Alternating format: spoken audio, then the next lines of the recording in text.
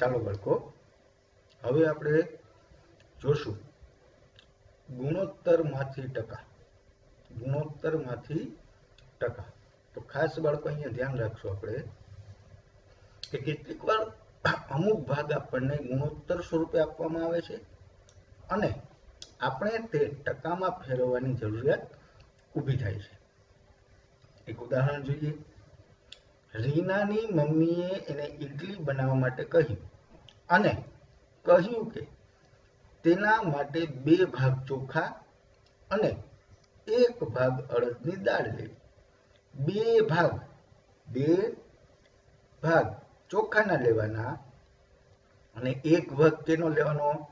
અડદની દાળનો. તો તે મિશ્રણમાં કેટલા ટકા ચોખા અને અડદની દાળ હશે? તો એકદમ સરળ. કુલ કેટલા ભાગ કરેલા છે બાળકો? અહીંયા જુઓ તો કે 2 + 1 બરાબર 3 ભાગ કરેલા છે. કેટલા ભાગ કરેલા છે? 3 ભાગ. કુલ મિશ્રણના 3 ભાગ કરવામાં આવે છે, જેમાંના 2 ભાગ કેના છે? તો કે ચોખાના, અને 1 ભાગ કેનો છે? તો કે અડદની દાળનો. તો હવે જુઓ, કુલ આપણે જે ભાગ છે 2 ભાગ, એમાંથી 3 ભાગમાંથી 2 ભાગ આપણે શું લીધું? તો કે ચોખા. એટલે ચોખાની ટકાવારી શું થાય? તો કે 2/3 ગુણ્યા 100, એટલે કે 200/3. બરોબર? એનું અહીંયા સરળ સ્વરૂપ આપેલું છે. તેવી જ રીતે અડદની દાળ છે એ 1 ભાગ લીધેલો છે. અડદની દાળ કેટલો લીધેલો છે? 1 ભાગ. તો 1/3. 1/3. ક્લિયર બાળકો? હવે ત્યાંથી આગળ જઈએ આપણે. ત્યાંથી આગળ તરફ ચાલીએ તો આપણને શું આપ્યું છે? ટકામાં વધારો કે ઘટાડો. ટકામાં વધારો અથવા ઘટાડો. તો અમુક વખતે આપણે ચોક્કસ રાશિ કે જથ્થામાં થતો વધારો અથવા તો ઘટાડો ટકાવારીમાં જાણવાની જરૂર હોય છે. ઉદાહરણ તરીકે, રાજ્યની વસ્તી 5,50,000 થી વધી 6,05,000 થાય છે. જ્યારે આપણે કહીએ છીએ કે વસ્તીમાં 10% વધારો થાય છે, ત્યારે આપણે તે સારી રીતે સમજી શકીએ. એટલે કે આ જે વાત છે 5,50,000 માંથી વધી અને 6,05,000 થાય છે, એ સમજવા કરતા આ સમજવું કે ભાઈ વસ્તીમાં 10% વધારો થયો છે, આ સમજવું વધારે સરળ પડે છે. તો કંઈ નથી, જુઓ ખાસ બાળકો, એના માટેનું પણ એક ઉદાહરણ આપી દીધું છે કે એક શાળાની ટીમ આ વર્ષે 6 રમતો જીતી હતી, જ્યારે ગયા વર્ષે 4 રમતો જીતી હતી. તો ગયા વર્ષની તુલનામાં જીતમાં કેટલા ટકા વધારો થયો? તો 6 રમત અને 4 રમત. અહીંયા શું હતું? 5,50,000 અને 6,05,000. આ બંનેની બાદબાકી. એમ અહીંયા પણ બંનેની બાદબાકી. તો બાદબાકી આપણને કેટલી મળી? 2. હવે ટકાવારીમાં વધારો થતો હોય તો અહીંયા વધારો દર્શાવવાનો, ઘટાડો થતો હોય તો અહીંયા શું દર્શાવવાનું? ઘટાડો. હવે અહીંયા છે ટકાવારીનો વધારો બરાબર રાશિનો તફાવત, એટલે કે તફાવત કેટલો આવ્યો? 2. મૂળ આધાર રાશિ એને ગુણ્યા 100. તો અહીંયા જુઓ તફાવત કેટલો છે? 2.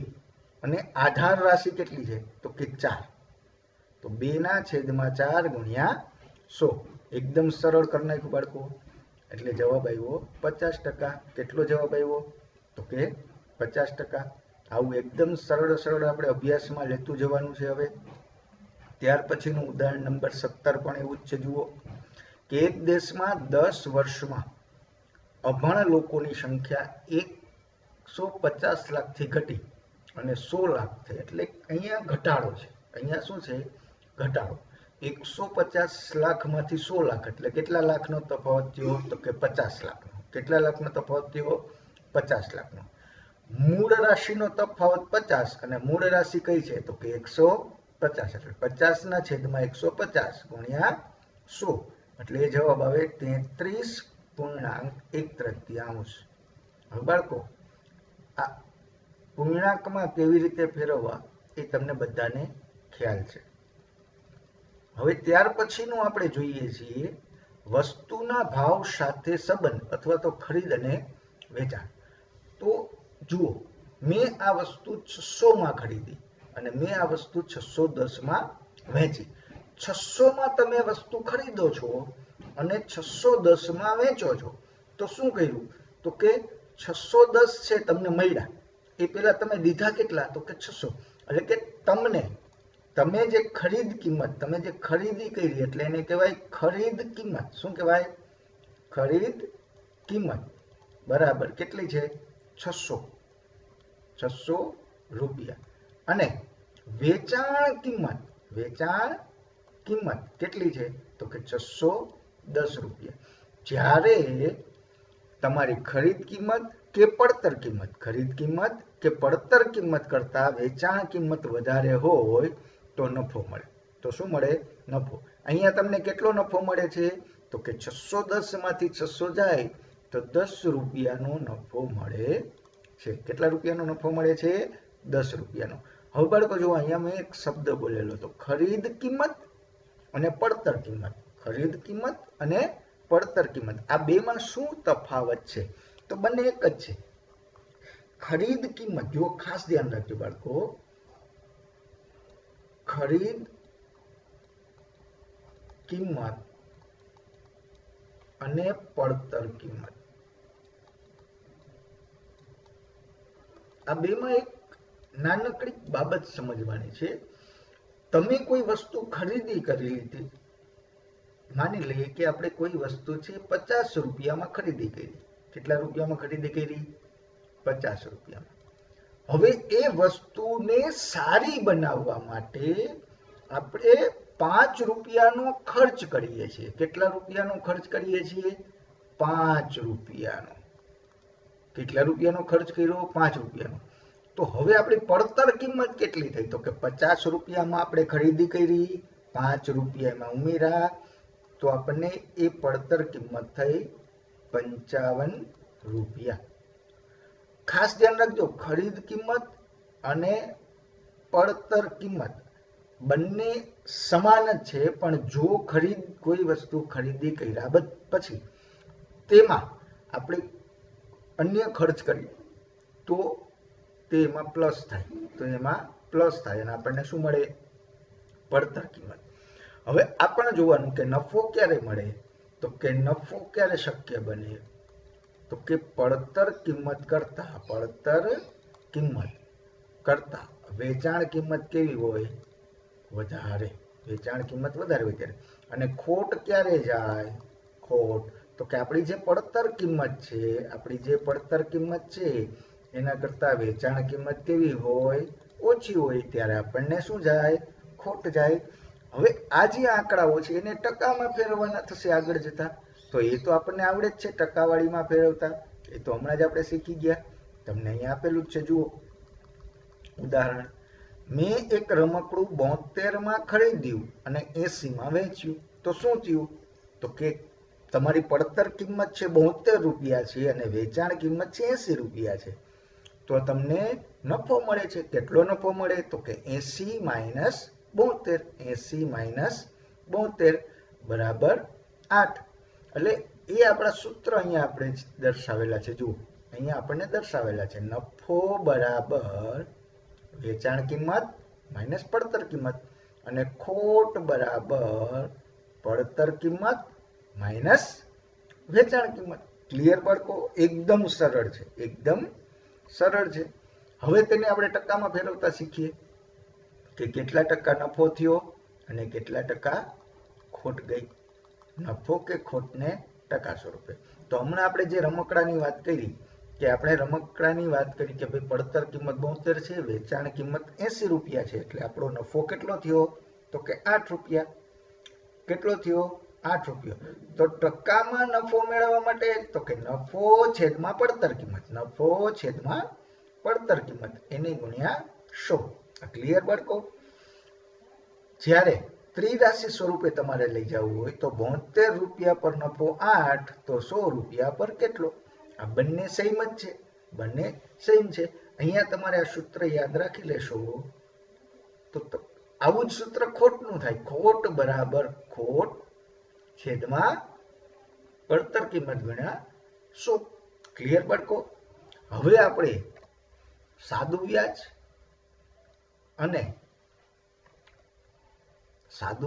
અને ચક્રવૃદ્ધિ વ્યાજની ચર્ચા કરવાની છે બાળકો. જોજો ખાસ બાળકો. તો વ્યાજ કોને કહેવાય? તો આપણે જાણીએ છીએ કે આપણે બેંકમાં પૈસા જમા કરાવીએ, નાણાં જમા કરાવીએ ત્યારે એ નાણાં ઉપર બેંક આપણને વ્યાજ આપે છે. શું આપે છે? વ્યાજ. હવે અહીંયા આપણે શબ્દ છે, આપણે પેલા સાદું વ્યાજ, સાદા વ્યાજને આઈ વડે દર્શાવાય. સાદા વ્યાજને આઈ વડે દર્શાવાય. સાદું વ્યાજ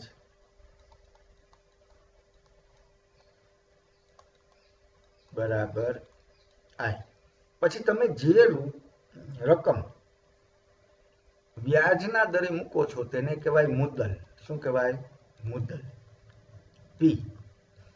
જેટલા સમય માટે મૂકો છો તેને કહેવાય મુદ્દત. એને કહેવાય એન. આ એન છે એ વર્ષમાં હોય. કેમાં હોય બાળકો? વર્ષમાં.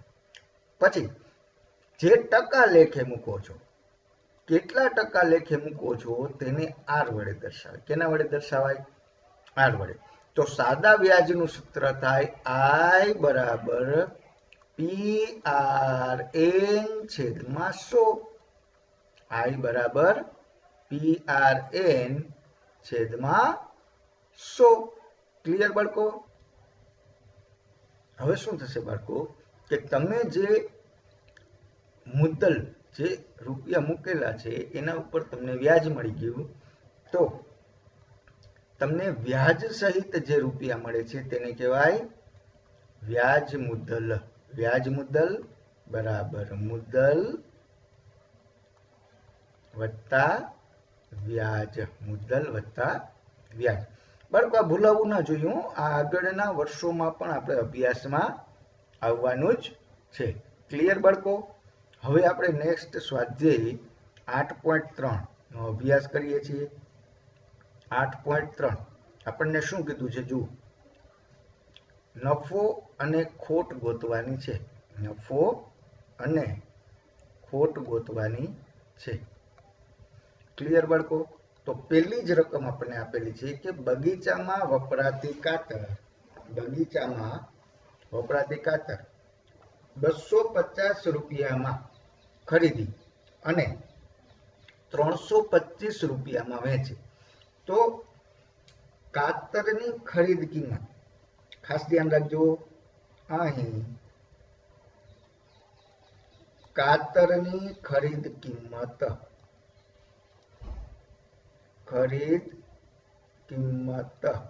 બરાબર 250 રૂપિયા અને કાતરની વેચાણ કિંમત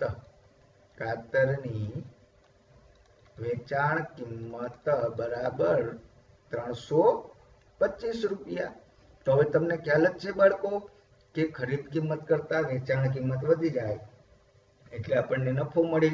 તેથી નફો બરાબર, નફાનું સૂત્ર શું છે?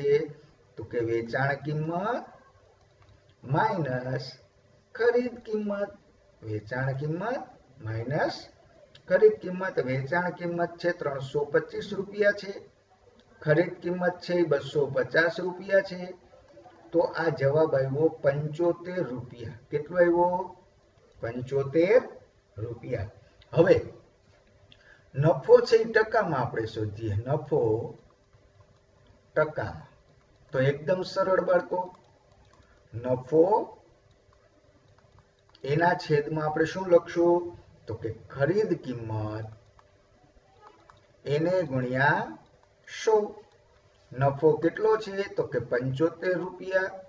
ખરીદ કિંમત કેટલી છે? તો કે 250 રૂપિયા અને એને ગુણ્યા 100. આ મીંડું અહીંયા ઉડાડીએ. 25 તેરી 75. 3 ગુણ્યા 10 એટલે 30%. આમ નફો આપણને કેટલો મળે છે બાળકો? તો કે 30% નફો મળે છે. કેટલો નફો મળ્યો? 30%. હવે ત્યારબાદનો બીજો દાખલો જુઓ. ખરીદ કિંમત કેટલી છે? તો કે 12,000. વેચાણ કિંમત કેટલી છે? તો કે 13,500. તો શું થશે? તો કે નફો થશે. તો આ નફાવાળો દાખલો તમે ગણી લેશો. ક્લિયર બાળકો? આવડે ને? ત્યારબાદનો ત્રીજો દાખલો.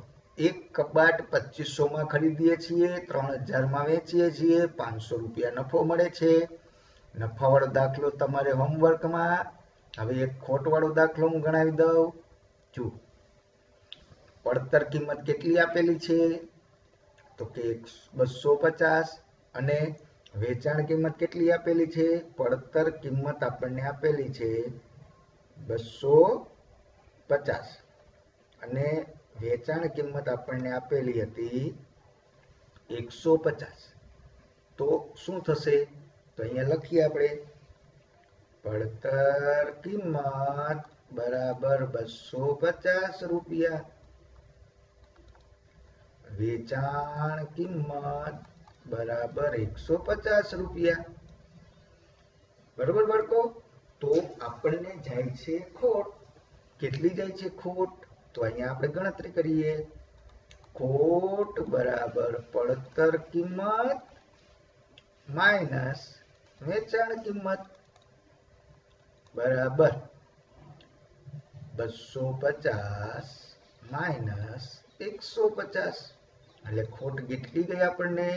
તો કે 100 રૂપિયાની ખોટ ગઈ. આવો ધંધો ક્યારેય કરવાનો નહીં. આવો ધંધો આપણે કરશું નહીં. હવે એને ટકામાં ફેરવીએ. ખોટને ટકામાં ફેરવીએ. ખોટ ટકામાં. તો ખોટ છેદમાં પડતર કિંમત એને ગુણ્યા 100. ખોટ કેટલી છે? તો કે 100. પડતર કિંમત કેટલી છે? તો કે 250 એને ગુણ્યા 100.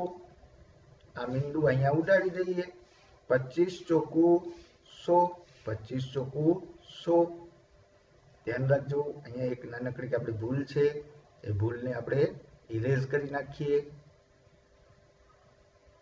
હા, 25 ચોકું 100. 10 ચોક 40. કેટલા ટકા ખોટ ગઈ? 40%. કેટલા ટકા ખોટ ગઈ છે? 40%. આવો ધંધો આપણે ક્યારેય નહીં કરીએ. ક્લિયર ને બાળકો? આવો ધંધો આપણે કરવાનો થતો નથી. ત્યારબાદ એક્ઝામ્પલ નંબર 2. નીચે આપેલા ગુણોત્તરના પદોને ટકાવારીમાં બદલો. નીચે આપેલા ગુણોત્તરના પદોને ટકાવારીમાં બદલો. તો અહીંયા આપેલો ગુણોત્તર આપણો કેટલો છે? લખવાનું અહીંયા આપેલ ગુણોત્તર બરાબર 3:1. આપેલ ગુણોત્તર 3:1. હવે આપણે શું કરવાનું બાળકો? તો કે ગુણોત્તરના પદોનો સરવાળો. ગુણોત્તરના પદોનો સરવાળો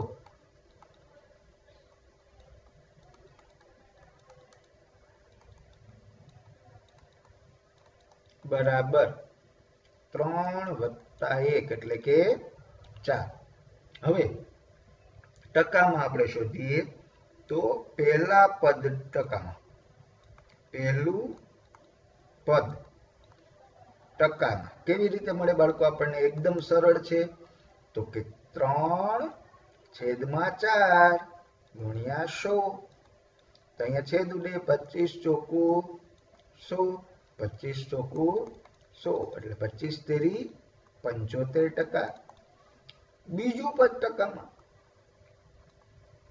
બીજું પદ ટકામાં લઈએ તો શું થાય?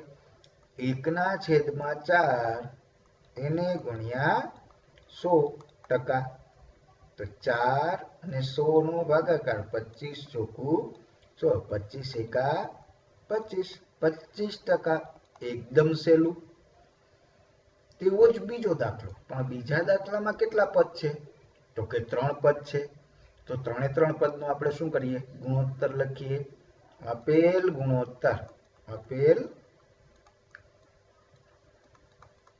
ગુણોત્તર કેટલો આપેલો છે? તો કે 2:3:5. ગુણોત્તરના પદોનો સરવાળો એ તો કરવો જ પડે બાળકો. ગુણોત્તરના પદોનો સરવાળો કેટલો થાય બાળકો? તો કે 2 + 3 + 5 એટલે કે 10. ચાલો હવે કુલ 3 પદ છે તો પહેલું પદ ટકામાં આપણે લઈએ. પહેલું પદ ટકામાં પહેલું પદ કયું છે? 2. 2/10 × 100. એને કેમાં લખવાનું? તો કે ટકામાં. આ એક મીંડું કયું? 10 × 2 = 20. બીજું પદ ટકામાં તો બીજું પદ કયું છે? તો કે 3/10 × 100 એટલે કેટલા આવશે? તો કે 10 તેરી 30%. અને લાસ્ટમાં ત્રીજું પદ ટકામાં તો ત્રીજું પદ કયું છે? તો કે 5/10 × 100%. મીંડું ગયું. 10 × 50 = 50%. હવે જો બાળકો આપણો જવાબ સાચો છે કે ખોટો છે જોવું હોય તો 20 અને 30 કેટલા થાય? 50. 50 ને 50 100. કુલ સરવાળો 100 થઈ જવો જોઈએ. અહીંયા પણ જુઓ 75 અને 25 કેટલો થાય સરવાળો? તો કે 100. એકદમ સરળ છે બરોબર.